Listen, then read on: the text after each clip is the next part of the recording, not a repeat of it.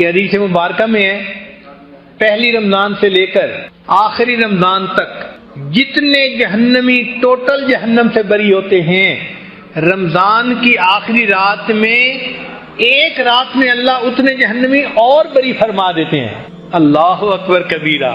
تو آخری رات میں تو کروڑوں پھر جہنمی جہنم سے بری ہو گئے نا، کیونکہ انسان کی فطرت ہے کہ کئی مرتبہ سستی کرتا ہے، لیکن جب دیکھتا ہے کہ آج آخری رات ہے تو احساس ہوتا ہے کہ چلو آج آخری رات ہے تو چلو میں بھی کچھ اللہ سے مانگ لوں، تو اللہ نے کوٹا بڑھا دیا آخری رات کا کہ یہ نہ ہو کہ جی بندے تھوڑے بخشے جانے تھے، مانگنے والے زیادہ ہیں، ہم کوٹا بڑھا دیتے ہیں، جو مانگے گا ہم اس کو عطا فرما دیں گے۔ تو آخری رات میں جہنمی جہنم سے بری کر دیے جاتے۔ اگر اتنا بھی ہوتا نا تو بہت کافی تھا، مگر اللہ نے اس سے بھی اور زیادہ مہربانی فرمائی۔ کچھ لوگ ہوتے ہیں فیشل دماغ کے ہوتے ہیں کہ وقت آنے سے پہلے بھی وہ کوئی خیال نہیں کرتے، جب سر پہ کام پڑ جاتا ہے پھر بھی خیال نہیں کرتے، جب سر سے کام پڑ کے گزر جاتا ہے نا پھر خیال آتا ہے او ہم نے کیا کر لیا۔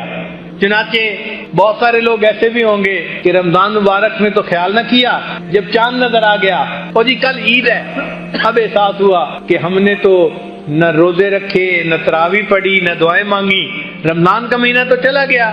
تو ان کو احساس ہوتا ہے کہ ہم تو گنوا بیٹھے۔ اللہ نے ان کے لیے بھی فرمایا کہ جو عید کی رات ہوتی ہے اس رات کو بھی اللہ تعالیٰ نے ایک خصوصی رات بنا دیا، اس کا نام لیلۃ الجائزہ حدیث پاک میں ہے۔ اس دن جنت کو دھویا جاتا ہے، خوشبو کی دھونی دی جاتی ہے اور ایمان والوں کے لیے تیار کیا جاتا ہے۔ اور جس طرح رمضان کی راتوں میں عبادت کا ثواب ملتا تھا، اس لیلۃ الجائزہ میں بھی اسی طرح عبادت کا ثواب ملتا ہے۔ تو اللہ تعالیٰ نے اور مہربانی فرما دی کہ چلو بھائی اس رات میں تم کچھ کر لو۔ اللہ نے بخشش کے کیا کیا بہانے بنائے۔ قربان جائیں اس پروردگار پر کہ جس نے اپنے بندوں کے لیے بخشش کی انتہا کر دی۔ اچھا کچھ ایسے بھی ہوں گے کہ اس رات کا بھی احساس نہ کریں، تو اللہ نے فرمایا کہ اچھا رمضان تو گزر گیا، اب آج میں تمہاری مہمان نوازی کروں گا۔ عید کا دن اللہ تعالیٰ کی مہمان نوازی کا دن ہے، اس لیے انسان باقی سال بے شک روزے رکھے، عید کے دن روزہ نہیں رکھ سکتا، اس لیے کہ عید کے دن یہ اللہ کا مہمان ہوتا ہے، اس دن روزہ نہیں رکھ سکتا۔ تو عید کے دن فرمایا تم آؤ اپنے گھروں سے نکل کے عیدگاہ کے اندر اور یہاں آ کر تم 2 رکعت پڑھو عید کی نماز۔ بہت سارے لوگ جو روزہ بھی نہیں رکھتے، تراویح بھی نہیں پڑھتے، وہ عید کے دن نہا دھو کے اچھے کپڑے پہن کے عید کی نماز پڑھنے آ جاتے ہیں، تو اس وقت بھی اللہ کی رحمت ان پر متوجہ ہوتی ہے۔ حدیث پاک میں ہے اللہ تعالیٰ فرشتوں سے فرماتے ہیں اے فرشتوں، اس مزدور کو کیا اجر ملنا چاہیے کہ جو اپنی مزدوری پوری کرے؟ تو فرشتے کہتے ہیں کہ اللہ اس کو رحمت ملنی چاہیے، بخشش ملنی چاہیے۔ تو اللہ فرماتے ہیں کہ پھر یہ میرے بندے کیوں آج یہاں جمع ہیں؟ اللہ تو سب جانتے ہیں، مگر اللہ تعالیٰ فرشتوں کو گواہ بنانا چاہتے ہیں۔ ان کو کہتے ہیں اچھا یہ میرے بندے کیا چاہتے ہیں؟ تو فرشتے جواب دیتے ہیں عبادی و امائی، اے اللہ آپ کے یہ بندے مرد یا عورتیں سارا مہینہ انہوں نے روزے رکھے، تراویح پڑھی، عبادت کی، آج اکٹھے ہو گئے ہیں آپ سے مغفرت مانگتے ہیں۔ اللہ فرماتے ہیں اچھا فرشتوں تم گواہ رہنا، میرے بندو تم مجھ سے مانگنے کے لیے اکٹھے ہو گئے ہو، میں آج تمہارے تمام گناہوں کو تمہاری نیکیوں میں تبدیل کرتا ہوں۔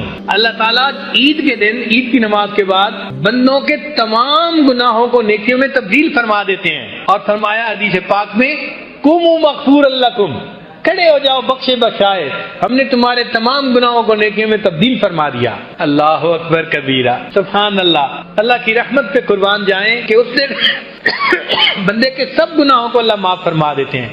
اور پھر فرمایا کہ میرے بندو اگر تم میرا احترام کرتے رہو گے، یعنی میرے حکموں کا احترام کرو گے، ان کی پابندی کرو گے، تو میں تمہیں فاسقوں کے سامنے اور کافروں کے سامنے کبھی رسوا نہیں ہونے دوں گا۔ یہ بھی وعدہ فرماتے ہیں کہ تم میرے ساتھ اگر اپنا تعلق ٹھیک رکھو گے نا تو میں تمہیں کبھی بھی فاسقوں کے سامنے اور کافروں کے سامنے رسوا نہیں ہونے دوں گا۔ تو جب اللہ تعالیٰ اتنے بڑے بڑے وعدے فرما رہے ہوتے ہیں تو سوچئے پھر ہمیں تو اس وقت میں اللہ سے خوب اللہ سے مانگنا چاہیے، دعائیں مانگنی چاہیے، رجوع اللہ کی طرف کرنا چاہیے۔ یہ ہماری زندگی کا بہت قیمتی وقت ہے، بخشش کا وقت ہے۔ تو اللہ تعالیٰ نے مومنوں کی بخشش کے بہانے بنا دیے۔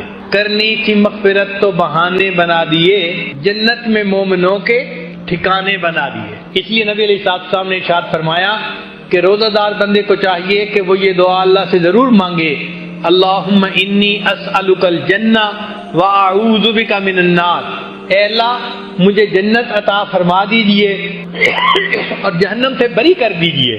اچھا، شیطان چونکہ دشمن ہے نا، وہ یہاں بھی جو ہے دشمنی دکھاتا ہے۔ ہم نے دیکھا ہے بعض لوگ جو ہے نا بڑے ولی بنتے ہیں، وہ جی اللہ کی عبادت جنت کے لیے کیوں کریں، اللہ کی عبادت اللہ کے لیے کریں۔ بات تو بڑی اچھی ہے، نماز آپ ایک نہیں پڑھتے اور اللہ کی عبادت اللہ کے لیے کریں، جنت کے لیے کیوں کریں؟ اتنا جنت سے مستغنی نہ بنے، ہم تو اللہ کی ہر نعمت کے محتاج ہیں۔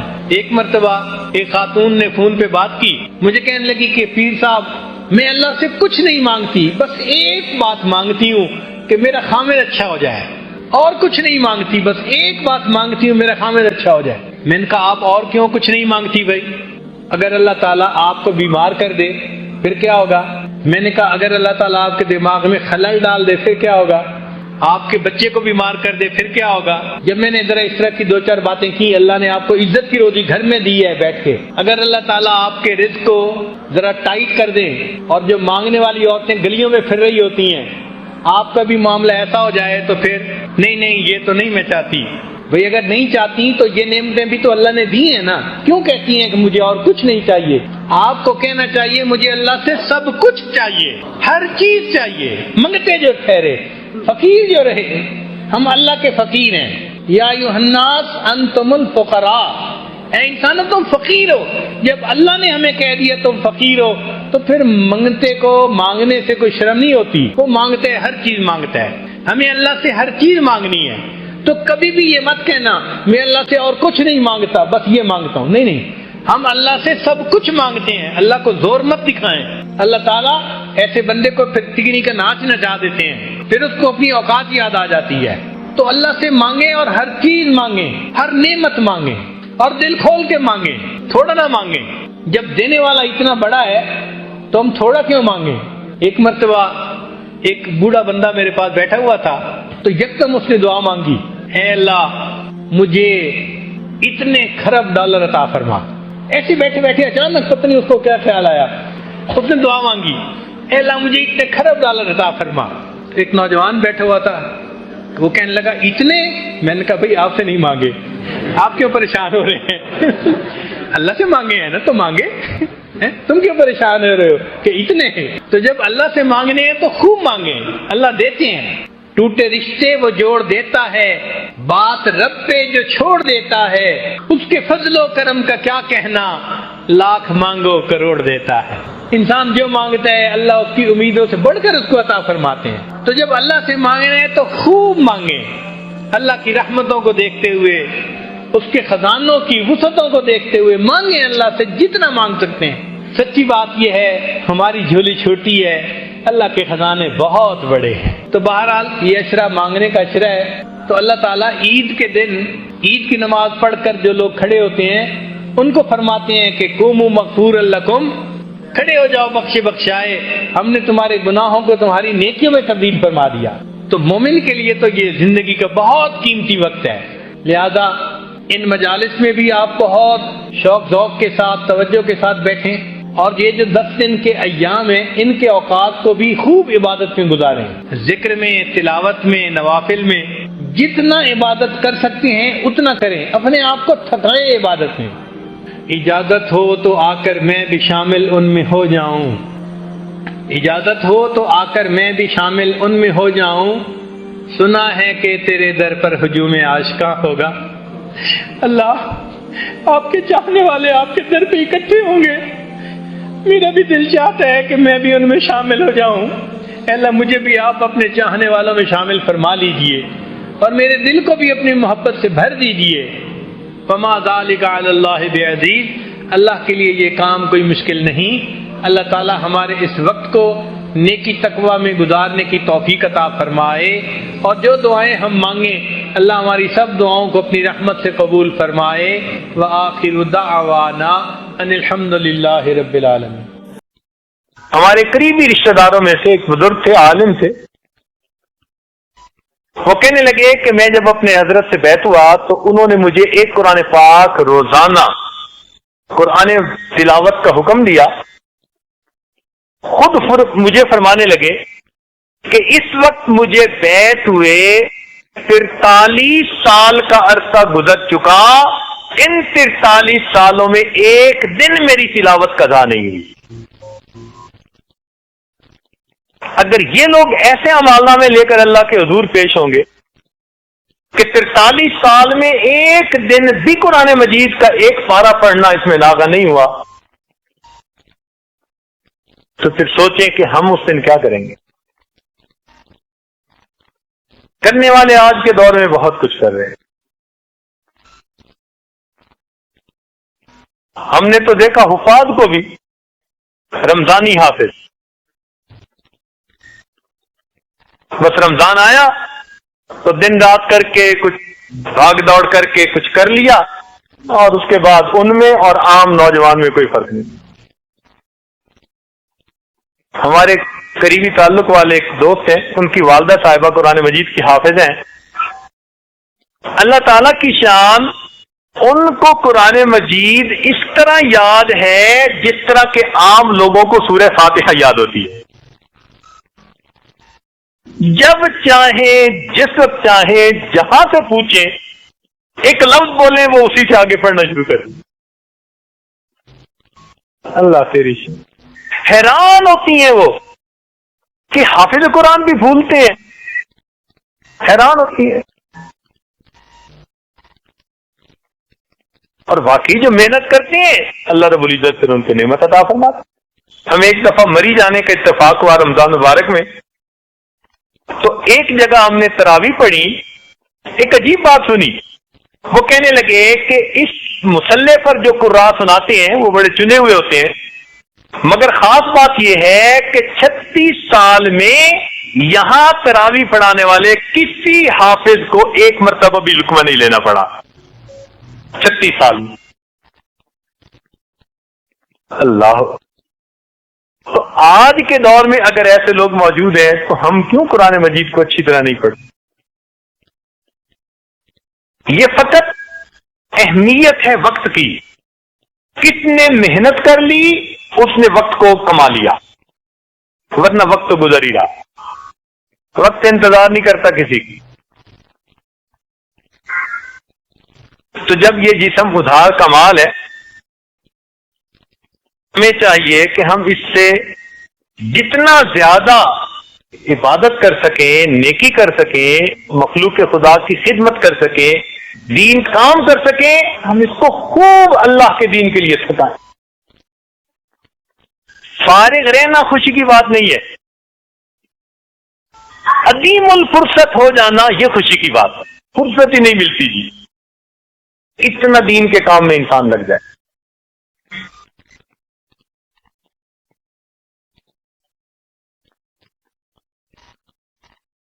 ایک صاحب چند دن پہلے ملنے کے لیے آئے، 16 سال سے صائم الدہر تھے، 16 سال سے متواتر روزے کی حالت میں زندگی گزری.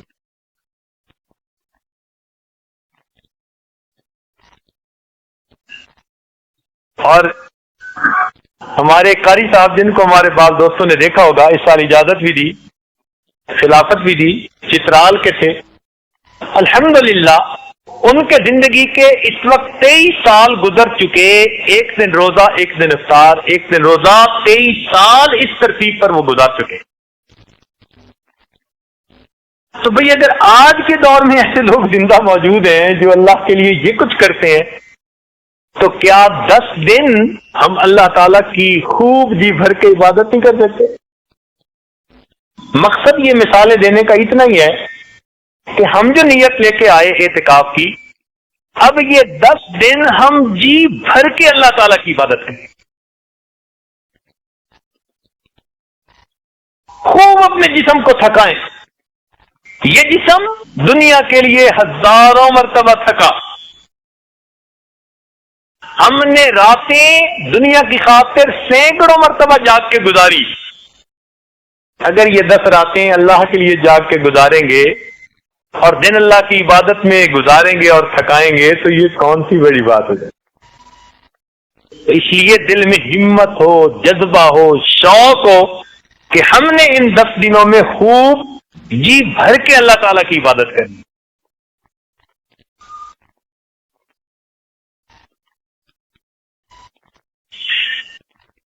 اور ان 10 دنوں کے وقت کی قدر کریں. رمضان المبارک کا وقت ویسے ہی قیمتی، اور آخری اشرا 2 کی نسبت اور زیادہ قیمتی، اور معتکف کے لیے تو پھر اور بھی زیادہ قیمتی. کیونکہ معتکف کی مثال ایسی ہے جیسے کہ کسی سخی کے دروازہ دہلیز پکڑ کے کوئی سائل بیٹھ جائے کہ مجھے جب تک کچھ نہیں ملے گا میں دروازہ پکڑے رہوں گا، تو سخی بالآخر اسے کچھ دے ہی دیا کرتا.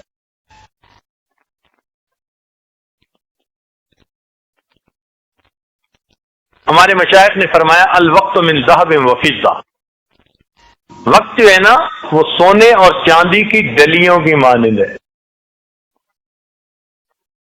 استعمال کر لو تو چاندی بنا لو، اور زیادہ اخلاص کے ساتھ کرو تو سونے کی ڈلی بنے گی، اور اگر استعمال نہیں کرو گی تو مٹی کے ڈھیلے کی مانند گزر جائے. بلکہ بعض بزرگوں نے کہا الوقت سیف قاطع، وقت ایک کاٹنے والی تلوار ہے. امام شافعی رحمۃ اللہ فرماتے تھے کہ مجھے صوفیاء کی 2 باتوں سے بہت فائدہ ہوا. ایک بات تو یہ کہ وقت ایک کاٹنے والی تلوار ہے، اگر تم اسے نہیں کاٹو گے تو وہ تمہیں کاٹ کے رکھ دے گی. اور دوسرا فرمایا کرتے تھے کہ یہ بات مجھے بہت اچھی لگتی ہے کہ اگر تم نفس کو حق میں مشغول نہیں کرو گے تو نفس تمہیں باطل میں مشغول کر دے گا. تو بات تو سچی ہے، ہم نفس کو پالنے میں مشغول ہیں اور نفس ہمیں جہنم میں دھکا دینے میں مشغول ہے.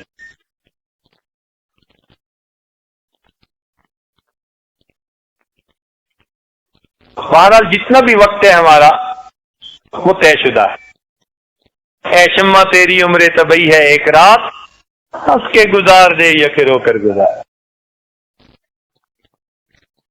اس ہماری زندگی کے اوقات میں جو یاد الہی میں وقت گزر رہا ہے نا بھائی، یہ تو زندگی ہے اور باقی ساری کی ساری شرمندگی. ایک بڑے میاں سے کسی نے پوچھا کہ بڑے میاں عمر کتنی؟ کہنے لگے 15 سال. ان کا کیوں جوان بننے کا زیادہ ہی شوق ہے کہ 15 سال؟ کہنے لگے نہیں بھائی، جب سے توبہ کر کے اللہ سے سلوک کی ہے 15 سال گزرے ہیں، یہ میری زندگی ہے اور اس سے پہلے والی ساری شرمندگی. میری زیست کا حال کیا پوچھتے ہو، بڑھاپا نہ بچپن نہ میری جوانی، جو چند ساعتیں یاد دل بر میں گزری وہی ساعتیں ہیں میری زندگانی. جو چند ساعتیں اللہ کی یاد میں گزر گئیں وہ میری زندگی ہے اور باقی ساری کی ساری شرمندگی.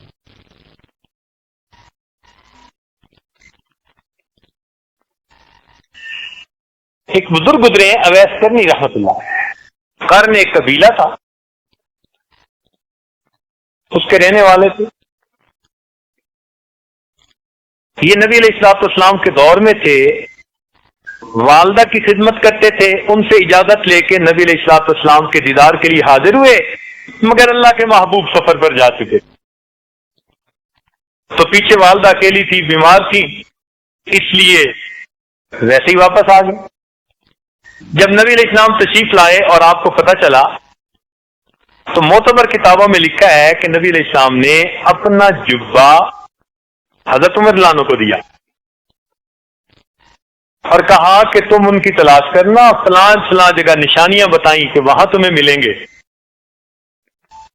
اور ان کو یہ جبہ میری طرف سے ہدیہ پیش کرنا،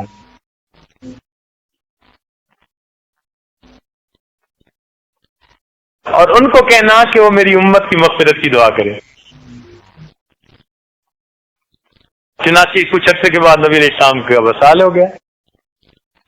تو بعد میں حضرت عمر رضی اللہ عنہ اور حضرت علی رضی اللہ عنہ یہ دونوں حضرات ان کی تلاش میں گئے، ان کو ایک جگہ پا لیا، ان کو جبہ بھی دیا، ان کو بتایا بھی صحیح۔ کتاب میں لکھا ہے کہ بس تھوڑی سی گفتگو آپس میں ہوئی تو اس کے بعد اویس کرنی رحمت اللہ علیہ نے کہا کہ آپ نے بھی آخرت کی تیاری کرنی ہوگی اور میں نے بھی آخرت کی تیاری کرنی ہے، اچھا پھر روز معاشر کو ملے۔ آپ نے بھی تیاری کرنی ہوگی، جیسے کل شادی کی تقریب ہے، آپ نے بھی تیاری کرنی ہوگی اور میں نے بھی تیاری کرنی ہے، اچھا روز معاشر ملا تھا، ان کو رخصت کر دی۔ ہمارے ایک بزرگ گزرے حضرت مولانا حسین علی وہاں بچرا والے، ان کے بارے میں بھی یہی ہے، کوئی بھی ملنے آتا تھوڑی دیر اس سے گفتگو کرتے جو کام کی گفتگو تھی، اور گفتگو کرنے کے بعد کہتے بھئی آپ نے بھی آخرت کی تیاری کرنی ہے اور میں نے بھی تیاری کرنی ہے، اچھا پھر ملے، فارغ کر دیتے۔ یہ کیسے لوگ تھے؟ ہر دن اپنی آخرت کی تیاری میں لگے ہوتے۔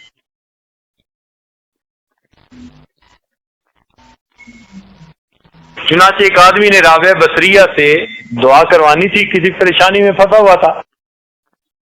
وہ کہتے ہیں کہ میں فجر کے بعد گیا ملنے کے لیے تو وہ نفلیں پڑھ رہی، میں نے کہا دور کے بعد صحیح، پھر گیا تو نفلیں پڑھ رہی تھی، میں نے کہا عصر کے بعد صحیح، عصر کے بعد گیا تو تلاوت قرآن کر رہی تھی، تو مغرب کے بعد صحیح، تو پھر نفلیں پڑھ رہی تھی۔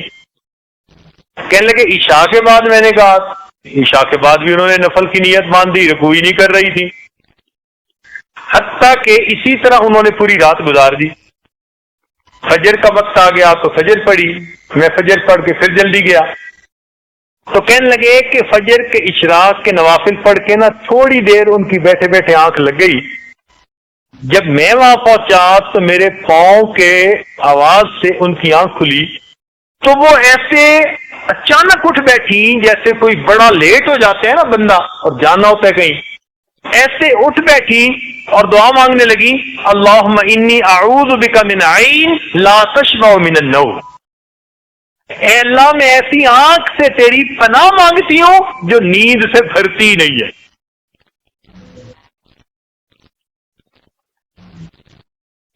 اب بتائیے کہ تھوڑا سا حصہ دن کا سونے میں گزرا اور اس پر بھی استغفار کر رہے۔ ایک بات بتائیں بھائی، عام طور پر کوئی غم کی بات ہوتی ہے نا، تو جب خوشی کی بات آتی ہے نا تو غم کی بات بھول جاتی ہے۔ جب بھی خوشی ہوتی ہے نا بندے کو تو غم بھول جاتے ہیں، پکی بات ہے، غم بھول جاتے ہیں۔ جنت میں جانے سے بڑھ کر بھی کوئی خوشی ہو سکتی ہے؟ نہیں نہ ہو سکتی۔ اس لیے جنتی جب جنت میں جائیں گے تو کہیں گے الحمدللہ الذی اذهب عنا الحزن، ہم سے وہ غم چلا گیا۔ تو اب تو جنت میں کوئی بات نہیں ہونی چاہیے غم والی، اور جنت میں کتنی خوشیاں ہوگی کہ انسان اللہ تعالیٰ کا دیدار کرے گا، نبی علیہ السلام کا دیدار کرے گا، نیکوں کی محفل ہوگی، اور یہ خوشی ہوگی کہ اب یہ نعمتیں ہم سے کبھی واپس نہیں لی جائیں گی۔ اس خوشی کے حال میں بھی بندے کو ایک حسرت رہے گی۔ حدیث پاک میں آتے ہیں، حضرت شیخ الحدیث مولانا زکریا رحمۃ اللہ علیہ نے فضائل ذکر میں یہ حدیث کوٹ کی ہے۔ وہ فرماتے ہیں لا يتحسر اہل الجنہ الا علی ساعۃ مرت بہم لم یذکر اللہ تعالی، اہل جنت کو کسی بات پر حسرت نہیں ہوگی سوائے ایک بات کے کہ وہ وقت جو انہوں نے دنیا میں اللہ کی یاد کے بغیر یعنی غفلت میں گزارا تھا، جنتیوں کو غفلت میں گزرے ہوئے اس وقت پر حسرت ہوا کرے گی کہ کاش ہم اس میں غفلت نہ کرتے تو آج ہمارے رتبے اتنے زیادہ بلند ہوتے۔ اب بتاؤ کہ جو حسرت جنت میں بھی جان نہ چھوڑے گی وہ کیسی بڑی حسرت ہوگی۔ تو اس لیے اپنے وقت کو اللہ تعالیٰ کی یاد سے معمور کر لیجئے۔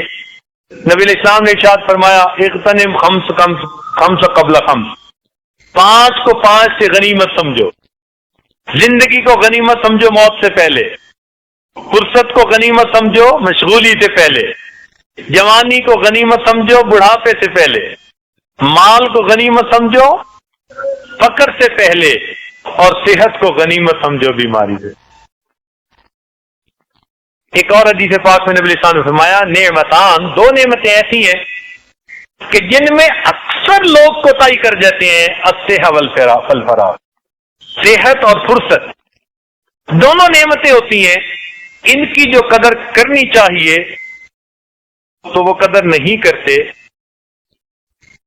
حدیث پاک میں یہ مضمون ہے، تو ہمیں چاہیے کہ ہم اپنے وقت کی قدر کریں جو پروردگار نے ہمیں انعام کے طور پر عطا فرمایا۔ بس یہ 10 دن ہے، ڈٹ کے محنت کر لیجئے، پھر اس کی برکتیں آپ کو دیکھیں آنکھوں سے محسوس ہوگی۔ کسی شاعر نے کہا نور میں ہو یا نار میں، نور میں ہو یا نار میں رہنا، ہر جگہ ذکر یار میں رہنا۔ نور میں ہو یا نار میں رہنا، ہر جگہ ذکر یار میں رہنا، چند جھونکے خزاں کے بس سہلو، پھر ہمیشہ بہار میں رہنا۔ بس یہ چند دن محنت کے گزارے، پھر اس کی برکتیں آپ آنکھوں سے دیکھیں انشاءاللہ۔ آج جس چیز کی کمی ہے نا ہمارے اندر، وہ یہ ہے کہ ہم سنتے تو ہیں، سن کے سن ہو جاتے ہیں، عمل نہیں کرتے۔ تو سننا اور سن کے عمل کرنا یہ آج وقت کی ضرورت ہے۔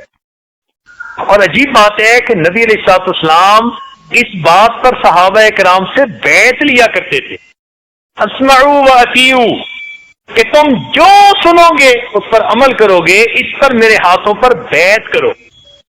اللہ، اس لیے جو لوگ سنتے ہیں اور اس پر عمل کرتے ہیں، اللہ تعالیٰ ایسے لوگوں کو پسند فرماتے ہیں۔ الذین یستمعون القول فیتبعون احسن۔ تو سننے کی نیت یعنی عمل کی نیت سے بیٹھ کر سنیں گے ہم ان باتوں۔ ایک جگہ ارشاد فرمایا ان فی ذلک لآیات لقوم یسمعون، اس میں نشانی ہے اس قوم کے لیے جو سنتے ہیں۔ اور ایک جگہ فرمایا ولو اراد اللہ خیر لاسمعہم، اگر اللہ ان کے ساتھ خیر کا ارادہ کرتا تو ان کو بات سنوا دیتا۔